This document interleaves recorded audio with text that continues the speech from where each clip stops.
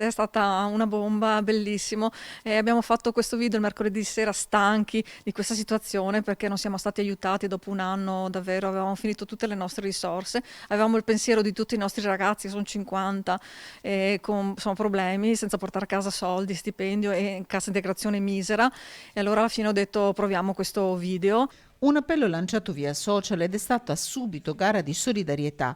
Il risultato è questo: pacchi e pacchi di pasta, biscotti, farina, olio, un supermercato in miniatura che Alessandra e Silvio, soci nel lavoro e compagni di vita, conserveranno con amore per i loro dipendenti.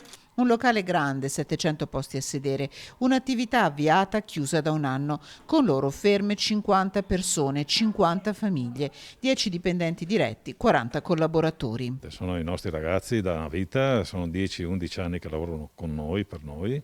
E abbiamo padri di famiglia, madri di famiglia e per noi questa è una cosa devastante. Sapere che hanno difficoltà, che non riescono a pagare una bolletta, a fare la spesa.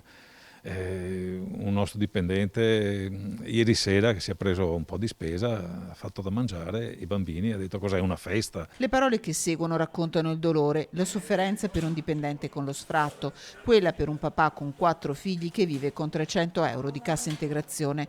Qualche soldo allungato, ma adesso faticano anche loro che si sono ritrovati a fare il 3% di fatturato annuo e a pensare alla chiusura.